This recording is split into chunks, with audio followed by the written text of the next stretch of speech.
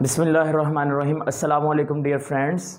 Today I am going to teach you how the various vertebrates maintains water and salt concentration in the body.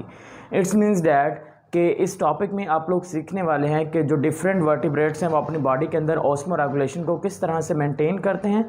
अब इसके साथ साथ आपने चंद एक important terms यहाँ पर सीखने हैं जो कि एग्ज़ाम्स पॉइंट ऑफ व्यू से काफ़ी ज़्यादा इंपॉर्टेंट हैं। उनमें पहली ये है कि आपके पास what is counter acting osmolyte और उसका ऑस्मोटिक जो प्रेशर है, बैलेंस है, उसके साथ क्या कनेक्शन होता है। सेकंड आप यहाँ पर ये देखेंगे जो ब्लॉटिंग मैकेनिज़्म है वो क्या होता है। थर्ड वन आप ये देखेंगे कि जो रेस्पिरेटरी ट्री है वो किस तरह से मैमल्स के अंदर हेल्पफुल है, और जो नेज़ल कैविटी है, नेज़ल कैविटी में किस तरह से काउंटर करंट मैकेनिज़्म काम कर रहा है।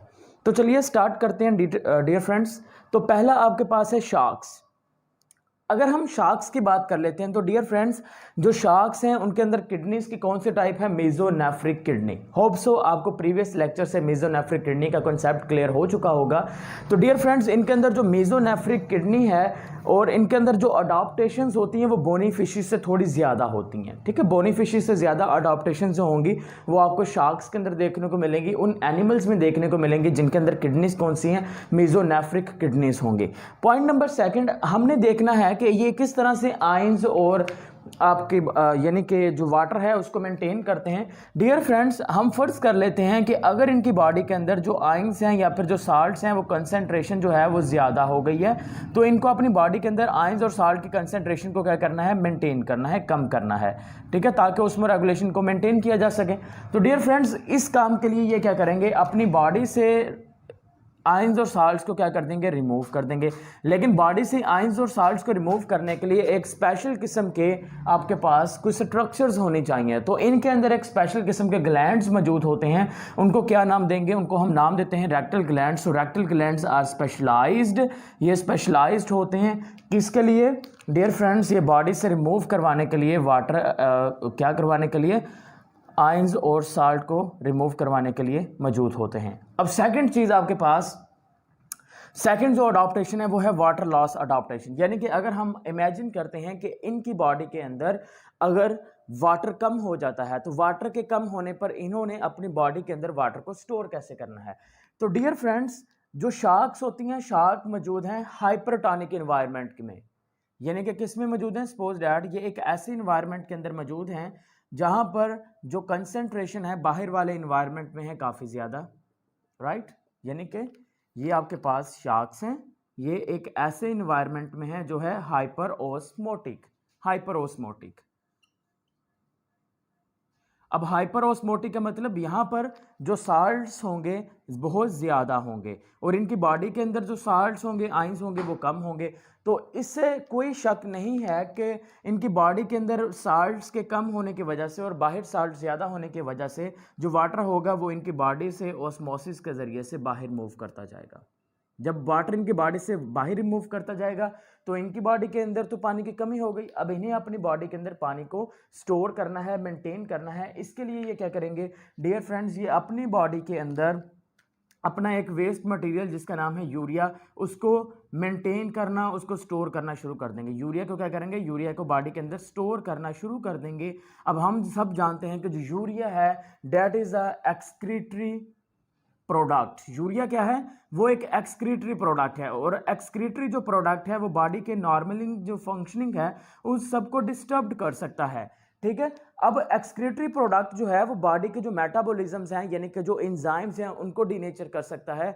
तो ये किस तरह से जो आपके पास शार्क्स हैं ये इसको मेंटेन करते हैं। तो डियर फ्रेंड्स यूरिया से बचने के लिए इन्होंने अपनी बॉडी के अंदर एक और ऑर्गेनिक कंपाउंड स्टोर रखते हैं, that is the trimethylamine oxide, TMO, trimethylamine oxide. इनकी बॉडी के अंदर जो सेकंड ऑर्गेनिक कंपाउंड है ये मौजूद होता है।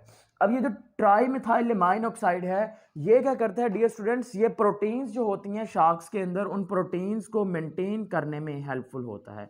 प्रोटीन्स को मेंटेन करता है, प्रोटीन्स के साथ साथ जो एंजाइम्स होते हैं उसको क्या करता है डियर फ्रेंड्स, मेंटेन करने में हेल्पफुल होता है। अब देखें शार्क्स के अंदर जो है प्रोटीन्स भी काम कर रही हैं, एंजाइम्स भी अपना काम कर रही हैं। उनकी बॉडी के जो अब कंसंट्रेशन है वो यूरिया और ट्राईमेथाइलेमाइन होने की वजह से उनकी जो बॉडी है वो क्या हो गई है, अब उनकी बॉडी हो चुकी है आइसोओस्मोटिक। आइसोओस्मोटिक का मतलब जितनी कंसेंट्रेशन बाहर है साल्ट्स और आयन की, उतनी ही कंसेंट्रेशन जो वाटर और साल्ट्स की है वो शार्क्स की बॉडी के अंदर है, जिसकी वजह से जो वाटर है अब वो बाहर अंदर वाली साइड से बाहर मूव नहीं करेगा। तो जो शार्क्स होंगी वो अपनी बॉडी के अंदर क्या कर सकती हैं, इस तरह से वाटर का जो बैलेंस है उसको मेंटेन कर सकती हैं। और डियर फ्रेंड्स, एक ऐसा प्रोसेस जिसमें हम क्या करते हैं, जिसमें आपके पास जो ट्राइमेथाइलेमाइन ऑक्साइड है वो यूरिया के इफेक्ट को कम कर देता है, प्रोटीन्स को स्टेबल कर देता है और बॉडी के अंदर जो ऑस्मोटिक कंसेंट्रेशन होती है उसको इंक्रीज कर देता है। उस प्रोसेस को हम नाम देते हैं, this one is known as counteracting osmolyte. इसको क्या नाम देंगे, काउंटर एक्टिंग ओस्मोलाइट। तो जो काउंटर एक्टिंग ओस्मोलाइट होता है ये बहुत इंपॉर्टेंट प्रोसेस होता है, और किसके लिए, शार्क्स के लिए तो बहुत ज़्यादा इंपॉर्टेंट होता है, क्योंकि इसी की मदद से, इस मैकेनिज्म की मदद से वो अपनी बॉडी के अंदर वाटर और साल्ट को कंसेंट्रेशन मेंटेन करते हैं। Next one is the teleost fishes. Dear friends, अगर हम इन फिशेस की बात करते हैं तो इनके अंदर भी जो किडनीज के टाइप्स हैं वो है मीजोनेफ्रिक किडनीज। लेकिन ये जो टेलियोस्ट फिशेस हैं इनकी दो कैटेगरीज हैं इनके इन्वायरमेंट की बेस पर। पहली जो है वो है फ्रेश वाटर और दूसरी कौन सी है, मैरीन वाटर। यानी कि कुछ जो कैटेगरीज हैं, कुछ जो टाइप्स हैं वो फ्रेश वाटर के अंदर हैं और कुछ जो हैं वो कहाँ पर है, वो मैरीन इन्वायरमेंट के अंदर मौजूद हैं। अब हमने ये देखना है कि वो फिशेस जो फ्रेश वाटर में हैं वो किस तरह से खुद को ऑस्मो रेगुलेट करती हैं और जो मैरीन वाटर में है वो किस तरह से ऑस्मो रेगुलेट करती हैं। उससे पहले हमें सिर्फ ये समझना होगा कि इनके इन्वायरमेंट को। डियर स्टूडेंट, अब ये जो फिश है, this fish is present in the fresh water, और फ्रेश वाटर के अंदर जो साल्ट्स होते हैं और उसकी आइंस होती हैं, उसकी जो कंसेंट्रेशन है वो काफ़ी कम होती है। अब बाहर वाला जो इन्वायरमेंट है, जो फ्रेश वाटर है, उसमें साल्ट्स और आइन की कंसेंट्रेशन देखिए नीचे की जानिब एरो है, इसका मतलब है कंसेंट्रेशन क्या है, साल्ट्स प्लस आइंस की लो है। अब अगर बाहर कंसेंट्रेशन लो है तो इसका मतलब है जो फिशेस होंगी, फिशेस के अंदर जो साल्ट्स और आइंस होंगे वो क्या होंगे, ज़रूरत से ज़्यादा होंगे। अब बॉडी के अंदर साल्ट्स और आइंस ज़्यादा हैं लेकिन बाहर वाले इन्वायरमेंट में लो हैं। अब बॉडी के अंदर ज़्यादा हैं तो इसी वजह से हम इनको क्या नाम देंगे, हम कहेंगे ये हैं हाइपर ओस्मोटिक। तो पहला पॉइंट क्या आ गया, जो फ्रेश वाटर फिशेस होती हैं वो क्या होंगे, these are the hyper osmotic, यानी कि इनकी बॉडी के अंदर जो साल्ट्स होते हैं वो ज़्यादा होते हैं as compared to the external environment. अब यहाँ पर प्रॉब्लम ये है कि प्रॉब्लम डियर स्टूडेंट्स ये होती है कि इनकी बॉडी के अंदर साल्ट ज़्यादा है, बाहर साल्ट कम है। तो जो साल्ट जो वाटर होता है वो कम सल्यूट वाले एरिया से ज़्यादा सल्यूट वाले एरिया की तरफ जाता है। तो इसी वजह से जो वाटर है ना डियर स्टूडेंट, वो कंटिन्यूसली इनकी बॉडी के अंदर इंटर होता रहता है। अब इन्हें अपनी बॉडी के अंदर साल्ट्स को मेंटेन भी करना है और जो एक्स्ट्रा वाटर कंटिन्यूसली जो इंटर हो रहा है उससे बचना भी है। तो ये क्या करेंगे डियर स्टूडेंट, पहली बात तो ये कि ये ड्रिंक ही नहीं करेंगे। पहली अडॉप्टेशन क्या है, डू नॉट ड्रिंक। ये ड्रिंक नहीं करते। जब ड्रिंक नहीं करेंगे, पानी नहीं पिएंगे, तो इनकी बॉडी के अंदर जारी बात है पानी थोड़ा कम रहेगा। ताकि पानी कम इसलिए रखते हैं ताकि जो साल्ट्स हैं वो यूराइन के जरिए से इनकी बॉडी से रिमूव ना हो। दूसरी बात डियर स्टूडेंट्स, अगर हम इन फ्रेश वाटर की फिशेस की बात करते हैं तो यहां पर देखें इनके ऊपर जो आप रेड कलर से मैंने एक लेयर बनाई है, this one is the mucus. तो इनकी जो पूरी बॉडी होती है, पूरी बॉडी के ऊपर कौन सी लेयर है, म्यूकस की लेयर होती है। और म्यूकस की जो लेयर होती है dear students, this mucus layer prevent करेगी इनकी बॉडी से साल्ट्स और जो आयंस होंगे उसके लॉस को क्या करती है, ये प्रिवेंट करती है। Second adaptation. तीसरे डियर स्टूडेंट्स, यहाँ पर अडॉप्टेशन जो होती है वो ये होती है कि ये आपके पास जो फ्रेश वाटर फिशेस होंगी ये ऐसी फूड इस्तेमाल करने की कोशिश करती हैं, food that contains salts plus ions, that contains ions plus salt, यानी कि ऐसी फूड इस्तेमाल करेंगे जिसके अंदर वाटर भी हो और जिसके अंदर आइंस भी हो। ये ऐसी खुराक इस्तेमाल करने की कोशिश करते हैं। डियर फ्रेंड्स, एक लास्ट अडॉप्टेशन। अब देखें, पानी इन्होंने पिया नहीं ताकि बॉडी में से वाटर और साल्ट्स लॉस ना हो जाए, लेकिन पानी फिर भी बॉडी में एंटर होता जा रहा है। तो डियर फ्रेंड्स, ये क्या करेंगे, ये डियर फ्रेंड्स अपनी बॉडी से वाटर साल्ट्स को मेंटेन करने के लिए और बॉडी से एक्सेस वाटर रिमूव करते जाएंगे, यानी कि यूराइन की फॉर्म के अंदर क्या करेंगे, एक्सेस वाटर रिमूव कर देंगे। अब जब एक्सेस वाटर यूराइन की फॉर्म में रिमूव होगा तो डियर फ्रेंड्स हम ऐसी यूराइन को क्या नाम देंगे, this one is known as hyposmotic urine. Hyposmotic urine, कौन सा ये यूराइन रिलीज कर रहे हैं, हाइपोओस्मोटिक यूराइन प्रोड्यूस करेंगे, यानी कि a very large quantity of dilute urine भी आप इसको कह सकते हैं। Large quantity of dilute urine produce करेंगे, तो इसी वजह से ये अपनी बॉडी के अंदर साल्ट्स को भी मेंटेन रख सकते हैं और वाटर की जो कंसंट्रेशन है उसको कम भी कर सकते हैं। अब सेकंड आ गया आपके पास वो फिशेस जो कि मैरीन वाटर के अंदर मौजूद हैं, वो किस तरह से खुद को ओस्मो रेगुलेट करेंगे। अब इस बात में तो कोई शक नहीं है ना कि जो मैरीन इन्वायरमेंट होगा, मैरीन इन्वायरमेंट में किस चीज़ की कंसंट्रेशन होगी, जो साल्ट्स होंगे उसकी कंसंट्रेशन क्या होने वाली है, ज़्यादा होने वाली है। यानी कि साल्ट्स तो इनको इस इन्वायरमेंट में इजीली मिल जाएंगे, जिस चीज़ की कमी होगी वो क्या होगा, आपके पास वाटर होगा। तो डियर फ्रेंड्स, इन फिशेस के अंदर अडॉप्टेशन ये है कि इन्हें अपनी बॉडी के अंदर किस चीज़ को मेंटेन रखना है, इन्हें अपनी बॉडी के अंदर साल्ट्स की बजाय किस चीज़ को मेंटेन रखना है, वाटर को मेंटेन रखना है, क्योंकि मैरीन इन्वायरमेंट में साल्ट्स तो ऑलरेडी काफ़ी ज़्यादा हैं, लेकिन जो वाटर है वो क्या है, कम है। अब हमने ये देखना है कि वाटर को ये कैसे मेंटेन रखते हैं। अब देखिए डियर फ्रेंड्स, होगा कुछ इस तरह से कि इनकी जो साल्ट्स की कंसंट्रेशन है बॉडी के अंदर वो है कम।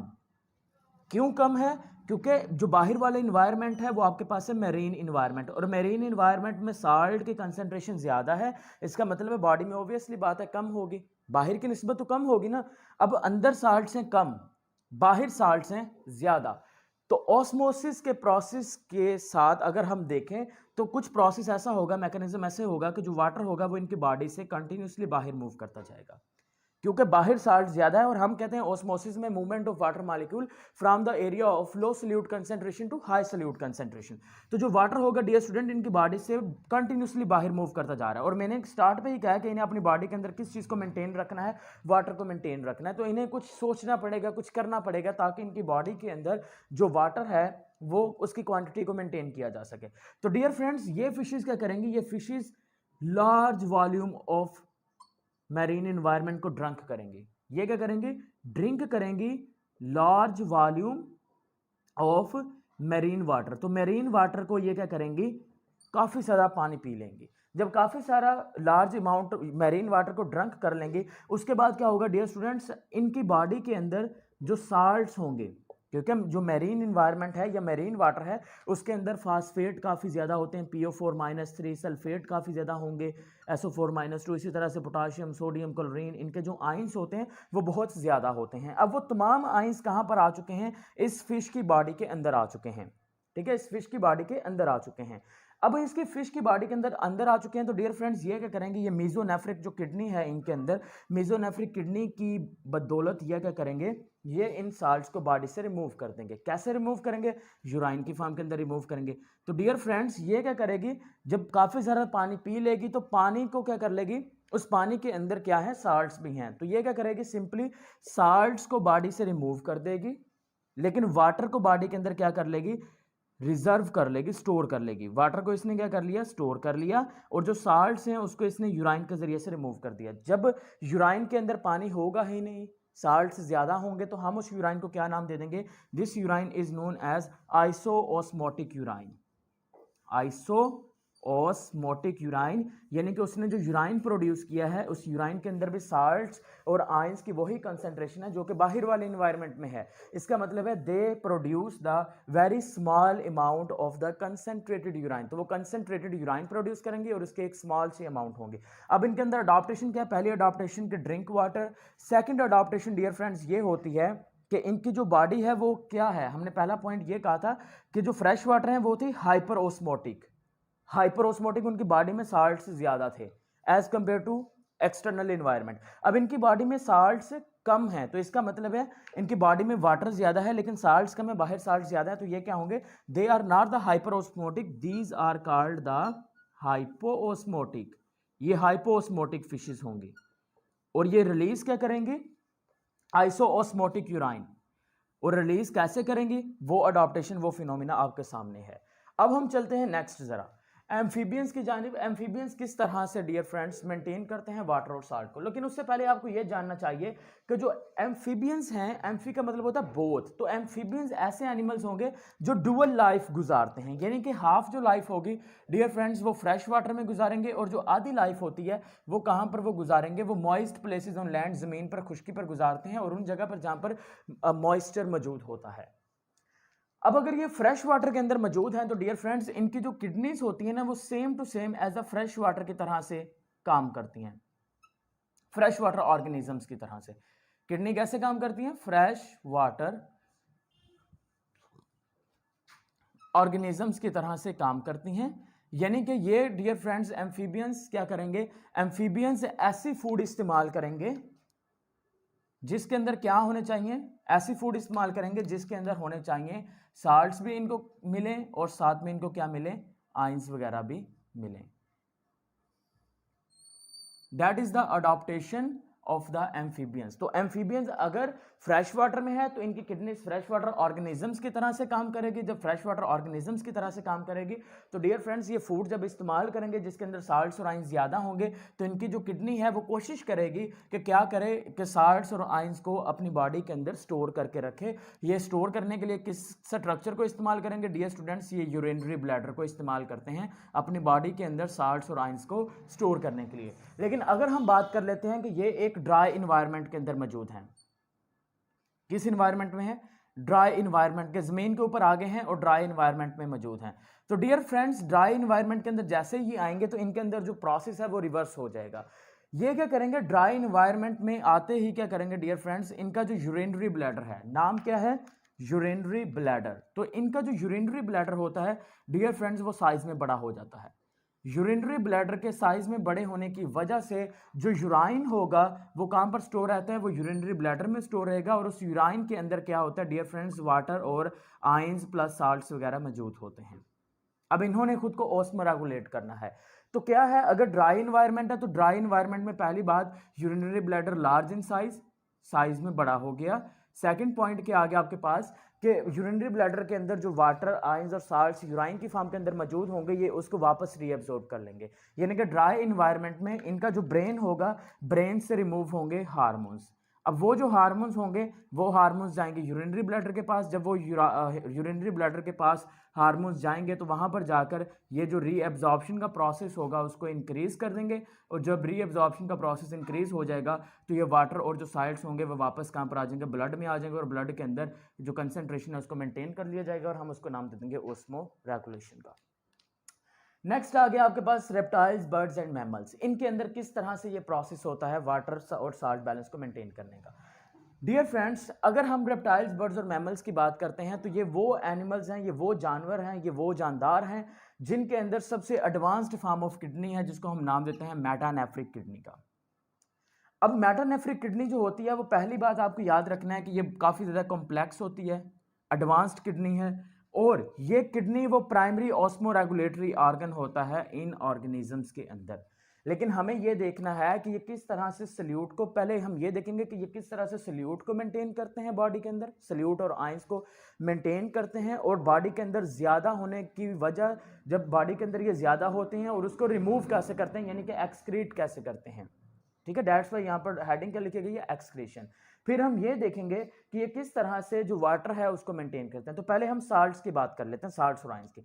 डियर फ्रेंड्स ये क्या करते हैं? इनकी बॉडी के अंदर जो ऑस्मोटिक बैलेंस है उसको मेंटेन रखने में जो काम होता है वो होगा मेटानेफ्रिक किडनी का। सेकंड चीज, कुछ एनिमल्स ऐसे होते हैं जो कहां पर मौजूद है डियर फ्रेंड्स? जो कि डेजर्ट इन्वायरमेंट के अंदर मौजूद हैं। अब डेजर्ट इन्वायरमेंट के अंदर मौजूद हैं तो डियर फ्रेंड्स वहां पर उन्हें ऑब्वियसली बात है पानी कम मिलेगा, पानी कम मिलेगा, लेकिन उनको जो फूड मिलेगी वो फूड इस्तेमाल करेंगे और वहां पर डियर फ्रेंड्स जो फूड होती है वो मोस्टली साल्टी फूड होती है। अब जो साल्टी फूड जब वो इस्तेमाल करेंगे उस इन्वायरमेंट के अंदर पाई जाने वाली साल्टी फूड को इस्तेमाल करेंगे, साल्टी फूड को इस्तेमाल करने की वजह से उनकी बॉडी के अंदर आयंस प्लस साल्ट्स की या इलेक्ट्रोलाइट की जो कंसंट्रेशन होगी वो क्या हो जाएगी? बतदरीज बढ़ती चली जाएगी।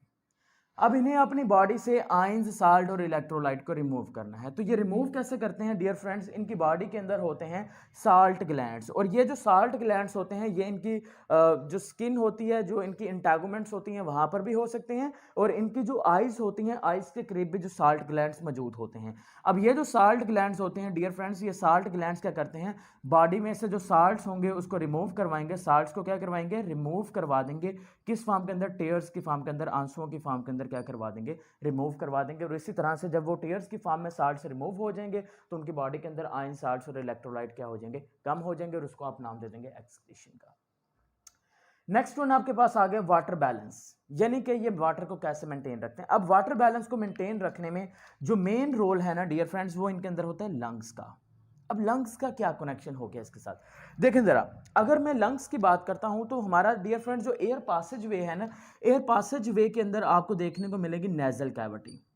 क्या चीज देखने को मिली है? Nasal cavity. तो जब हम इनहेलेशन का प्रोसेस करते हैं, यहां पर आपको इनहेलेशन का प्रोसेस भी समझना होगा। इनहेलेशन के प्रोसेस के दौरान जब आप गैसेस को बॉडी के अंदर लेके जाते हैं तो डियर फ्रेंड्स, जब आप सांस लेंगे तो हवा जो है वो नेजल कैविटी में जाएगी। जब हवा नेजल कैविटी में जाती है तो नेजल कैविटी के अंदर जो टिश्यूज मौजूद हैं, नेजल कैविटी में क्या है, जो टिश्यूज मौजूद होते हैं, वो टिश्यूज क्या करते हैं, टिश्यूज वार्म द एयर, हवा को क्या कर देंगे, गर्म कर देंगे। अब वो जो गर्म हवा है वो कहां पर चली जाएगी, आपके लंग्स के अंदर चली जाएगी। जब वो लंग्स के अंदर डेप्थ में जाएगी तो डेप्थ के अंदर जैसे ही वो पहुंचेगी डियर फ्रेंड्स, वो जो हवा है वो लंग्स के अंदर पहुंची, तो लंग्स के अंदर जाने के बाद उस हवा का जो टेम्परेचर है वो मजीद बढ़ गया। लंग्स के अंदर गई, लंग्स के अंदर जाने के बाद दो प्रोसेस होंगे। एक तो प्रोसेस होगा कि उसका टेम्परेचर बढ़ जाएगा,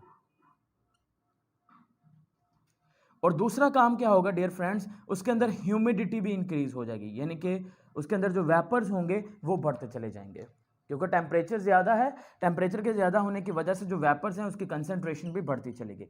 अब वो हवा जो कि लंग्स के अंदर मौजूद है, जो कि रिस्पायरेटरी ट्री में मौजूद है, रिस्पायरेटरी ट्री असल में बोलते हैं हम, आपका जो एयर पासेज वे है ना, उसी को हम कहते हैं रिस्पायरेटरी ट्री, बिकॉज आपका जो रिस्पायरेटरी सिस्टम है वो एक दरख्त की मानित होता है, डैट्स वाई उसको नाम देते हैं रिस्पायरेटरी ट्री का नाम देते हैं।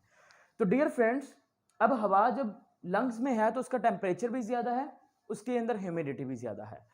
जब हवा एक्सहेलेशन का प्रोसेस होता है, इनहेलेशन के बाद जो एक्सपायरेशन का प्रोसेस आता है, उसके दौरान यही जो हवा होगी जो लंग्स के अंदर है, ये वापस कहां पर आएगी, नेजल कैविटी में आएगी। अब जब वापस हवा नेजल कैविटी में आती है तो नेजल कैविटी का टेम्परेचर कम होता है उस हवा की निस्बत जो कि बॉडी के अंदर से लंग्स से आ रही है या फिर रिस्पायरेटरी ट्री से आ रही है। जब जो नेजल कैविटी है उसका टेम्परेचर है कम, नेजल कैविटी का टेम्परेचर के कम होने की वजह से उस हवा का जो टेम्परेचर होगा ना, वो हवा का टेम्परेचर कम हो जाएगा, क्योंकि वो टेम्परेचर किसको दे देगी, वो नेजल कैविटी को अपना कुछ थोड़ा सा टेम्परेचर किसको देगी, नेजल कैविटी को। जब नेजल कैविटी का टेम्परेचर कम है तो हवा का टेम्परेचर किसको दे रही है, नेजल कैविटी को दे रही है। एज अ रिजल्ट जिसके नतीजे में क्या होगा, जो ह्यूमिडिटी है या जो वेपर्स होंगे, वो हवा जो लंग्स से बाहर की जानिब आ रही है उसके अंदर मैंने कहा था वेपर्स ज्यादा हैं, तो वो जो वेपर्स होंगे, जब वेपर्स नेजल कैविटी में पहुंचेंगे तो नेजल कैविटी का टेम्परेचर तक कम, जिसकी वजह से डियर फ्रेंड्स वो जो वेपर्स हैं, these vapours start to condense, ये वेपर्स क्या हो जाएंगे, ये आपस में कंडेंस होना शुरू हो जाएंगे। कंडेंस होने की वजह से जो नोज वाला हिस्सा होगा, नोज वाले हिस्सा जो होगा डियर फ्रेंड्स, वो हमेशा वेट रहेगा, क्योंकि अब नोज वाले हिस्से में वेपर्स जो हैं वो कंडेंस्ड हो गए हैं, और कंडेंस्ड होकर वो किसकी फॉर्म में आ गए हैं, वो वाटर की फॉर्म के अंदर आ गए हैं। जो पहले लंग्स में वेपर्स की फॉर्म के थे, अब वो वाटर की फॉर्म में आ गए हैं। तो डियर फ्रेंड्स, इसी वजह से आपने ऑब्जर्व किया होगा, जो डॉग्स होते हैं, डॉग्स की जो नोज होती है वो हमेशा क्या रहती है, वो मॉइस्ट गीली भी रहती है, और साथ में उसकी जो नोज होती है वो कोल्ड भी रहती है, ठंडी भी रहती है, और साथ में क्या रहती है, मॉइस्ट भी रहती है। तो ये वो अडॉप्टेशन है मैमल्स के अंदर, जिसकी बेस पर वो अपनी बॉडी के अंदर वाटर को क्या कर सकते हैं, मेंटेन कर सकते हैं, और जो एक्सक्रीशन है वो डियर फ्रेंड्स इस तरह से हो जाएगा। तो ये कंप्लीट प्रोसेस आ गया आपके अंदर, यानी कि वाटर और साल्ट को मेंटेन करने का वेरियस वर्टिब्रेट्स के अंदर। डियर फ्रेंड्स, अभी भी अगर आपका कोई क्वेश्चन है तो आप कमेंट के फॉर्म में वो पूछ सकते हैं। अल्लाह हाफिज़।